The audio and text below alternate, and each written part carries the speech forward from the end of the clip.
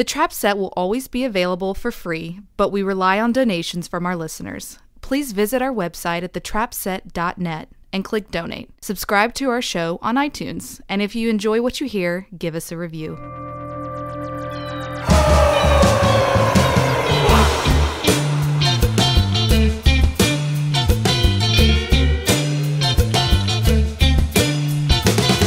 This is Joe Wong. Welcome to The Trap Set, where each week we explore the lives of drummers. I want to play something for you.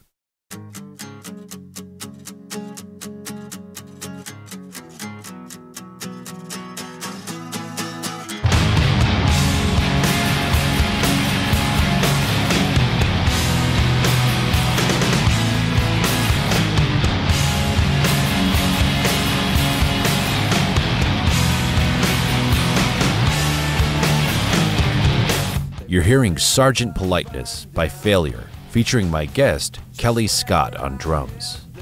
Failure formed in Los Angeles in 1990, with Kellii joining for the recording of the band's beloved 1996 album, Fantastic Planet. Kellii's driving yet artfully restrained style helped Failure win over music fans and critics alike, but the band sadly broke up in 1997 due to interpersonal conflicts.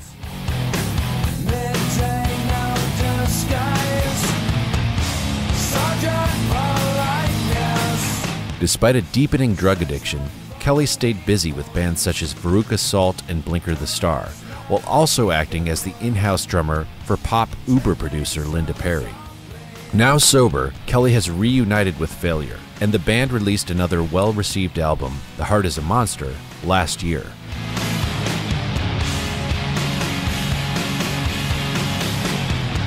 And now our conversation with Kellii Scott.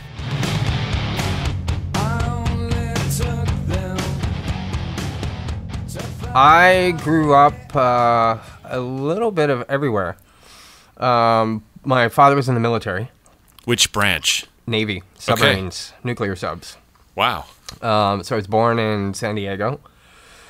Then I lived in the hospital in San Diego for about 6 months. I was born Premature? pretty much dead. Yeah, my parents, it was pre-70s. In I think it was like 71 or 72, they figured out that parents should have blood tests. Before that, they didn't. So if your parents had two different Rh factors, the baby was at risk of being born premature and dying, or my case, my entire immune system was completely underdeveloped, and my organs, everything was underdeveloped.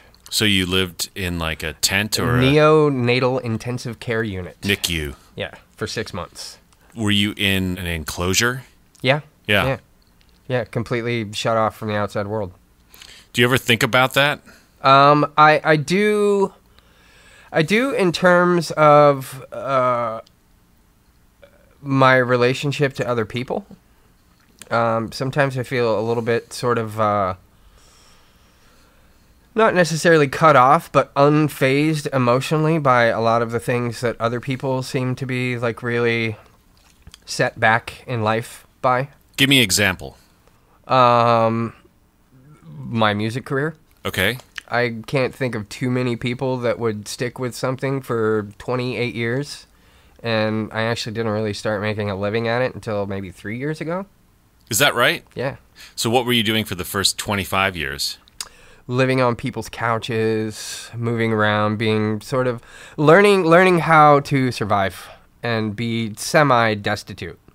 I mean, there were moments in there, you know, where I would get a gig where, you know, I'd get like $1,000 every 2 weeks, you know, and that would last 6 months. And then, you know, you'd have 6 months to a year of just playing in bands that aren't making money, you know, and working part-time jobs here and there. But the first time I made over $20,000 in a year was 6 years ago when I started working for Linda Perry. Okay. And doing all her records. Okay. So you grew up all around? Grew up all around. So born in San Diego, moved to Boston for a little while, which is where my parents are from. So all of our family is there. And then which part of Boston? Revere. Okay. Revere. Revere, which Mass. is primarily where between Revere and Roxbury. Got it. They're everywhere. They're like cockroaches. Like they're Irish? Irish Catholic. Yeah, my mom is from an Irish Catholic family, and she has 10 siblings. Yeah. And I have about 50 first cousins. Yeah, my dad's got 7. My mom's got 6. Yeah. How many kids were in your family? 3 of us. Older brother, older sister, and I was the youngest. Okay, got it. So Boston to Groton, Connecticut, which is where the sub base is, to Annapolis. So your dad stayed in the military, Stayed in the military for 28 years. but he enlisted when he was 18 or what? Yeah. Enlisted 18, retired a Master Chief. At 46. Yeah. When did you first start identifying as a drummer? Oh, God. I think the moment I got a drum set. Which was when? 12. Okay. 12 years That's old. how My old I parents- was, yeah. My parents got me my first drum set for Christmas. What about drums drew you? What were you gravitating towards? The emotional side. Being able to dump everything, I certainly don't want to place blame, and I'm sure there are lots of families, for whatever reason, I was never really taught how to communicate my inner life to anyone. Someone told me that there was a Freud quote, and I'll paraphrase it, but it was something like, the only people that are impervious to psychoanalysis are the Irish. It makes sense. I mean, they're definitely very detached, and If you were like really their upset psyche is buried in very, very deep layers of ego piling on excuses and reasons why. did your parents drink a lot? No. Okay. No. So they weren't that kind of Irish Catholic. No, definitely not. Their parents did, though. Okay, so And which is you know what? probably why I think they it's something didn't. that Irish teach each other. I don't think it's necessarily part of like your DNA makeup. No. But I think there's a certain style of parenting that has been handed down from generation to generation to generation Right. that can definitely make you susceptible to that error in untangling, your inner life and expressing it in a positive way. When did you realize that that was a thing? Like that, hey, not everybody lives like this. When I got sober. Which was when? 2004, May 18th. And what was your poison of choice? You got it. I'll do Everything? it. Yeah. Okay. Started off drinking. Could definitely drink a lot. I don't know if that's because I'm Irish or I just had a lot of practice. When did you first start drinking? Harmlessly, I think like most people, in high school. Okay. A drink here, like 2 Mickey's Big Mouth before Oh, like shit. the big high school Leppard party, or definitely before a Def Leppard concert. Like other kids, party on the weekend, like never during the week. I was pretty good in school, did well in school. What did you think you wanted to do with your life before you found drums? didn't Never know. even dawned on me. So you're just I- doing your job, going to school. At probably like somewhere around 7 or 8, my older brother gave me all of his Kiss records because he had outgrown them. And I would come home from school every day and play tennis rackets in front of the mirror and sort of mock like the Kiss and Kiss Alive 2 records. A lot of like sort of pretend land. Like I was already on my way to being a rock star. And did you go to college? I didn't go to college until, again, I got sober. I went Okay. to college for 2 years. So did you Here. move straight to Los Angeles when At you were 17. 18? 17. So that We would got have out of been high school. 1987? 1987. And what did you find when you got The here? Sunset Strip! And I loved Yeah, it. I okay. was still a kid, hair out to here, just absolutely loved it. So that was your scene. Just like everything I'd read about in magazines. So up until then, you still were into that mythology, like the rock Oh, star yeah, mythology, Kiss. Totally. Hair Iron metal. Maiden, hair metal. You had- I had some good music interspersed. Like, I was Like raised what? on like Motown, Zeppelin. Yeah. The Philadelphia stuff, like singer-songwriters like Croce and Right. Simon and Garfunkel. My dad, there's no other musicians in my family, but between my father and my brother, I was raised on pretty incredible music. And even when I got into Kiss and sort of in my house, like everybody sort of had their own music. And we had a special room where we all went to listen to our music. But even when I adopted my like 80s rock metal, I still appreciated and listened to all the other stuff that, my father and brother, had handed down to me, more or less. I had a very rich, auditory musical background. Right. Self-taught. Okay. Learned everything from listening to music.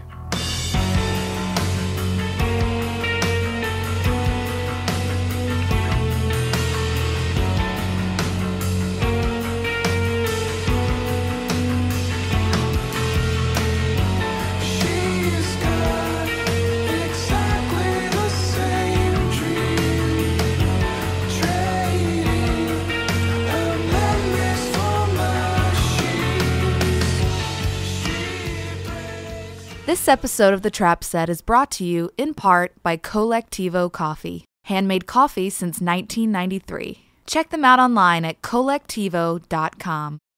What was your day-to-day condition like during this period where you were trying to make it? Like, were you plucky and full of energy? Were you happy, or were you fucked up? Happy-go-lucky, very excited, very full of energy, very optimistic. Even that I will attribute to my DNA, my father. Right. Even all the way up to, there were a couple of years of like homelessness before I got sober. And I wasn't that guy like hanging out in front of the 7-Eleven thinking it was all over. You were like, I just need to get back on my feet? Depression is not my bag. Right. I've never had a moment of depression. I've had very few moments of doubt. Okay. But I've never been, not even for a moment, in that space where I'm just like gonna give up. And I've always been very optimistic and very lively and very. So are you more of like an uppers guy when you were doing drugs? No, I liked heroin a lot. Huh. I liked crack and heroin and sometimes speed with it. It didn't matter. I liked it all. Anything other than what I was feeling. Yeah, but if you were a happy-go-lucky guy, then what were you feeling that made you want to get high? Honestly, it wasn't a feeling that I could articulate. Yeah. Leading back to what we were talking about earlier, my ability to identify internal problems and internal feelings, it just never existed. So by, flash forward 18 years, all the drinking and drug abuse and heartbreak and this band didn't make it and this one should have and resentment and, none of those things could be articulated in a single form. It was just one big, gigantic, undisposed of thing living inside of me, to which I cognitively didn't even know existed. Like, I was completely oblivious to my internal disposition. Like, I literally, thought everything was fine. And I was a second away from another great gig. Like, I'd been homeless, and then I'd get a gig with, say, Mark Lanegan. Right. And we'd go out on the road for 6 months. And, I'd come back, and I'd get an apartment. Yeah. So there was always this sort of... I think to a certain extent, everybody that's got it doing... all, you lose it all, you've got it all. It's like gambling. I didn't think... And I knew I was a musician. I mean, that's the way it goes. Right. It's like, well, I don't have a choice in the matter. So, it didn't really... It wasn't anything to be depressed about. I mean, that's the way it goes. That's the life I chose. And I've learned to survive and live with it over the course of 18 years at this point. Yeah. So... and there were just a lot of things that I had learned to have and then give away. I didn't hold on to my outside life like I think most people, if they lost their job and lost their apartment, would be completely destroyed and move back home. Sure, or they'll get a nice car and it's like, okay, I've arrived. And then when the car gets repossessed, it's like, oh, fuck. Yeah. So me being strung out and homeless was, granted, part of it was the delusion of... I was just so wasted on drugs. Right. And by that point, in a really critical phase of my addiction.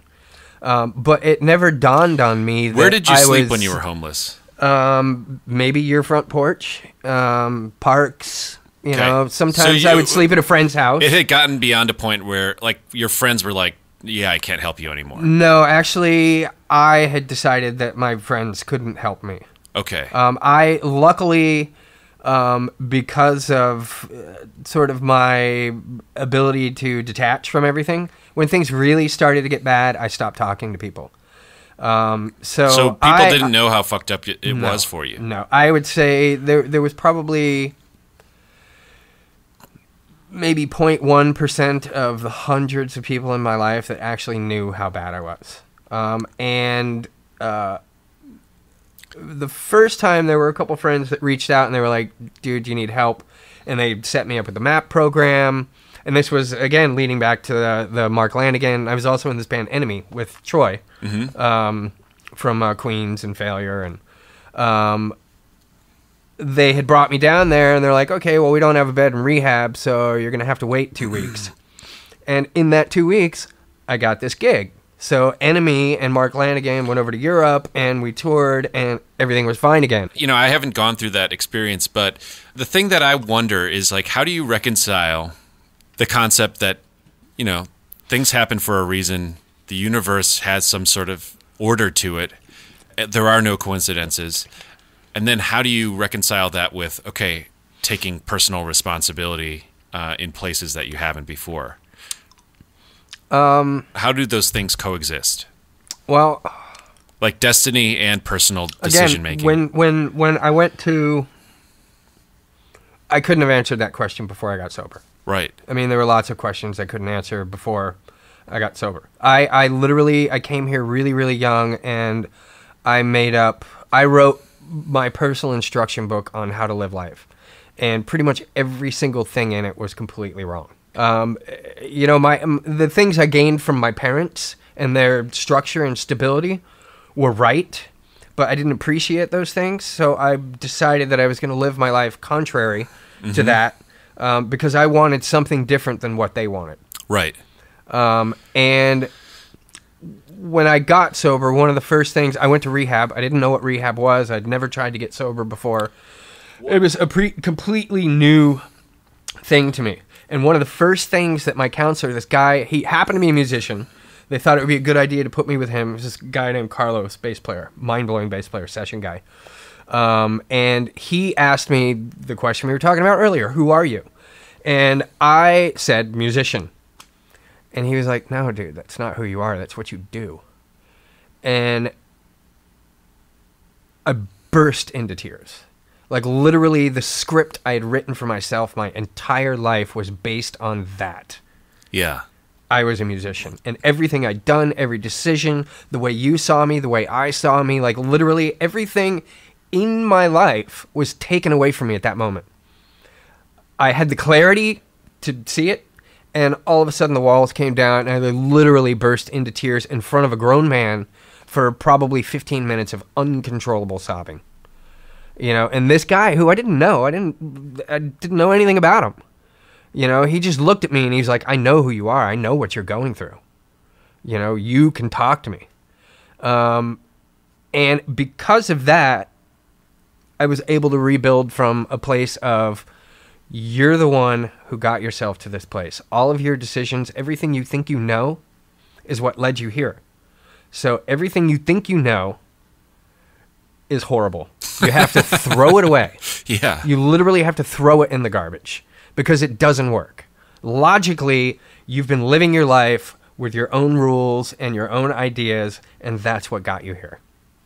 So that moment for me was the perfect stepping stone to be of the age where I could understand the concept, you know, and also the concept of, like, drugs weren't my problem. Like, drugs are fine. I have lots of friends that drink and do drugs, and they have fun. The way I used to a long time ago.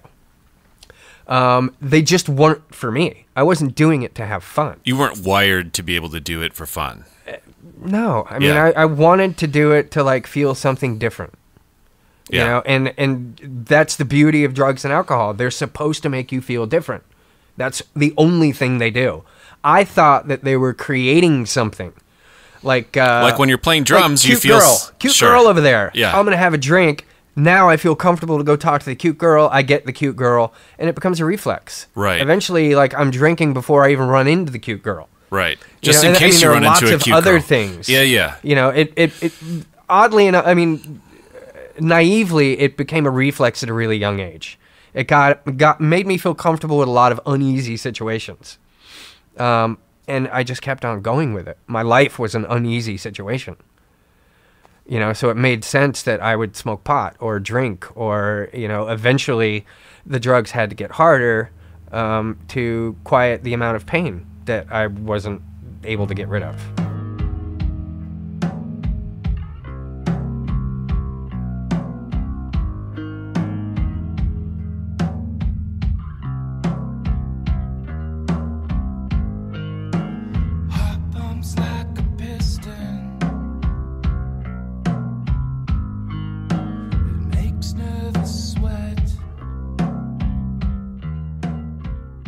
Let's back it up. So how did Failure start? I actually wasn't in the band when it started. Okay. It started with Ken, the singer, and Rob Goss, the original drummer, went to school together. And Ken played a little bit of guitar and had a little 4-track, but wasn't doing anything serious. They were both in school, and Rob kept bugging him, hey, let's do a band. Let's do just this thing to have some fun, blah, blah, blah, blah, blah. He finally broke him down. And they put an ad in Music Connection. That's how they found Greg. And they started playing gigs. And I mean, it was fairly soon, like maybe 10 gigs in, they got signed to Slash Records. So was Fantastic Planet the third record? That was the third record. And did it fit right away? Did it feel like this makes sense for me? It definitely made sense because, you know, it was a challenge. And, you know, I think a lot of the things that wasn't resonating with all of the, you know, dozen other bands that I was playing with is it just either it wasn't challenging me, or there was something about the music that just didn't resonate. And this was the first time in a long time that both of those things were there. It was kind of a no-brainer. Mm-hmm. And I really just wrapped my arms around to it and jumped in and worked really hard. And in doing that, being around Ken and Greg were completely opposite everything that I had come from. They were not rock and roll. They were not about like chicks and fame and, you know, the sort of, all of the sort of lower desires. Yeah, where were they coming from? Very serious. Everything was very, very, very serious, sometimes to a fault. And when you were writing Fantastic Planet, what was your role? Well, it was usually Ken and or Greg would come up with a musical idea, and then I would strap on the headphones and we would basically build the song while arranging a drum part. Sometimes we would usually start with whatever I came up with in response to their music. There were some cases where, you know, like Greg normally would have an idea, and I would try and articulate that back to him. I was always given the freedom to interject. Like, it's never been like, hey, do this. Right. Which I wouldn't enjoy, and we probably wouldn't have been such a good fit. It was a great working environment in that it was three people building together.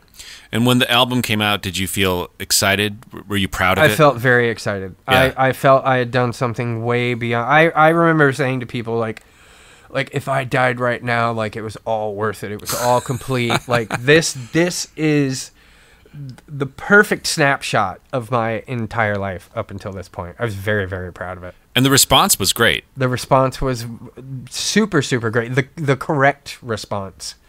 People got it. Bands, musicians. Yeah. You know, and the people that were showing up to shows were, like, really smart. They weren't consumers.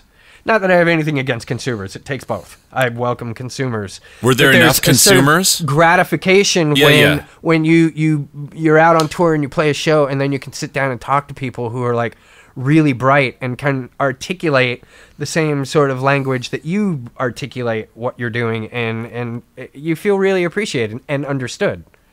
And that, I mean, that's all anyone wants. Mm-hmm. So it was definitely a high point. Did it set you up for a low point? It set me up for, there was no real, like, I remember when we broke the band up, it was just Ken and I talking on the phone. I knew it was coming. Greg and Ken were finding it increasingly difficult to work together. Their relationship had completely dissolved. I had no part of that. Like, I got along with Greg and I got along with Ken. Our working relationship had dissolved. And that was more probably attributable to what was going on in Greg's life. But when Ken called me, I knew the day was coming. I remember, like, really clearly just sitting on my bed on the phone. Okay, cool. It didn't really faze me. I think it was probably about 4 weeks later that... Is that because you had a wall up? It was because I had a wall up, but I also was under the impression that everything would just be fine. I would continue to move forward, just like I did before that band. Right. Again, going back to the beginning, like, any normal person would be completely devastated and have some kind of emotional response, and they would mourn the loss of this thing that they've put everything into. Yeah, I think actually maybe I just moved on to the next thing, like I had done previously. Right. I moved on to failure, and previous to that, I moved from Liquid Jesus to Dumpster, and like it was always even girlfriends break up with a girlfriend, find a new one. It's the same exact thing. Being in the military, at a very young age, right. Every 3 years you learn to move away from and have new everything friends. you know and love. Yeah.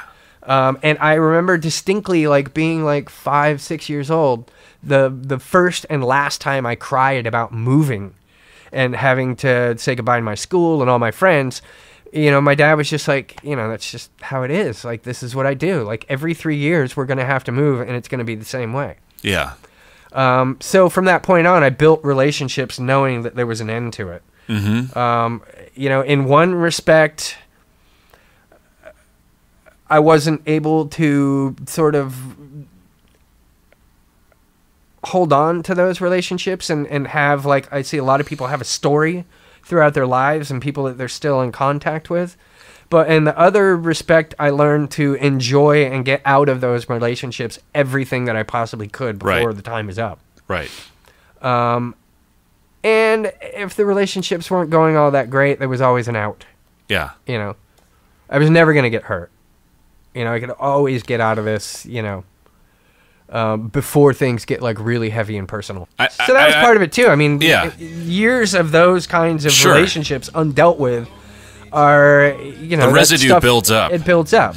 'Cause I only wanna be your Saturday savior. I can be that Saturday savior. I will be your Saturday savior. I can be that imposter in your bed.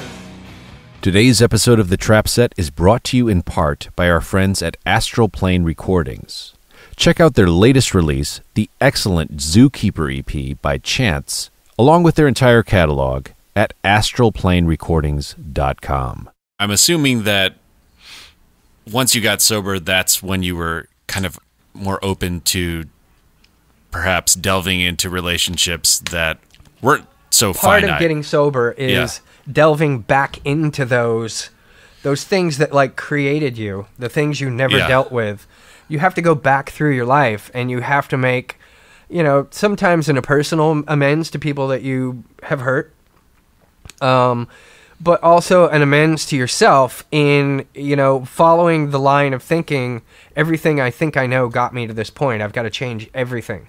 But how did you decide to get sober to begin with? I didn't have a choice. Did you? I was dying. Did you bottom out? Like, what happened? I was dying. Yeah. I was dying, and I had one friend that I hadn't given away that I would see on a pretty regular basis. We were doing business music stuff together. It was this guy, Andy Troy. I remember him, guitar player from Polar Bear. Yeah, okay. He was also in Maven. Okay. For a little while. He and I we were playing in a band together. Well, it was just the two of us. And we were doing like little bits, and like he was an editor and doing commercials and voiceover and stuff like that. So sometimes I would lend drums and do sessions, and we had all this work going on. That was like the last real work and money that I had coming in. It wasn't a lot. But it was a pretty reliable situation, like, you know, $100 this week, $200 that week. And I was just waiting for someone who cared about me to say, hey, dude, like, I can't watch you do this anymore. Right. Like, I care. He did that. We were in his car, and he was like, I just can't watch you do this anymore. Like, you're killing yourself. Like, I love you so much, and you're one of the best guys I know, one of the most talented guys I know, and you're throwing it all away, and you're just destroying your life. Like, let me help you. Like, his exact words. And he basically let me kick heroin on his couch for 3 days while I, again, reached out to MAP. And this time I stuck it out, and they found me a bed in a rehab like 4 days later. Mm. You know, and I was never so closed off to like, I knew I had a problem, but I thought it was a problem that I could overcome eventually. You know, again, like we were talking earlier, something was going to fall out of the sky because I was so amazing and lift me out of. Yeah. You know, and that was all it took, you know, and I went into rehab, and they broke me down, and they were like, you know, just let us live your life for a little while, you know, get you back on let us give you some new ideas that we think, because we use them, will help you in putting your life back together. And you were receptive to it at that point? I was completely broken down. Yeah. Lots of people It was a matter of life or death. try it a bunch of times. I knew I was going to die. Yeah. Okay. You know? Okay. And then subsequently, you took on the role from the other side, where you were helping other people. You were running sober Well, houses. that's the main premise. Yeah, Like, yeah. if you want to keep it, you got to give it away. Yeah. And I was so serious and just so crazy. Like, I literally was in like this amazing psychosis about getting sober. Like, I really gravitated to and grabbed on to all of it with both hands clenched extremely tightly. Like drumsticks when you were 12 and you were getting blisters still. And you're married now? Yeah, another thing, getting sober. I was like, you know what? Every relationship I've had has not been so good. What's the one thing in common? Me. Mm-hmm. I'm the one thing they all had in common. I don't know how to have a relationship. And that starts with picking the person. Yeah. How am I picking the person that I'm getting into relationship with? You know, and I just had it all wrong. Oh, she's hot. Like, that was my criteria. If I had it together, I would have never chosen them. Mm-hmm. You know, they would have just been friends or acquaintances or dates or... Yeah. I didn't do that with my wife. And when I first met her, we got to know each other over a 6-month period. And she knew everything about me. Everything good, everything bad. Like, there was nothing in my closet. I'd never done that before. I always thought, like, if I tell this girl all the terrible things I've done in my life, she's not going to want to be with me and she's going to go running. Mm-hmm. Maybe she would have. But I needed to eventually wind up with someone who was okay Yeah, with might as well find out sooner than later. who I am. Yeah. You know, the things I've done and the things I've been through, you know, good or bad, are always going to be part of who I am. Mm-hmm. Like, I don't regret any of the crazy shit or bad things that I had done, because those things created the man you see in front of you. Mm-hmm. You know, it's everything happens for a reason. Yeah. You know, I don't like see being a junkie on the streets as a big mistake, because otherwise I would have never been afforded the amazing life I have today. And it's got nothing to do with whether I'm playing music or not. You know, I have a great life. Well, I think that's a good place to end it. Yeah. Thanks so much for doing this, Yeah. Kellii. Yeah. Dude, I super appreciate it.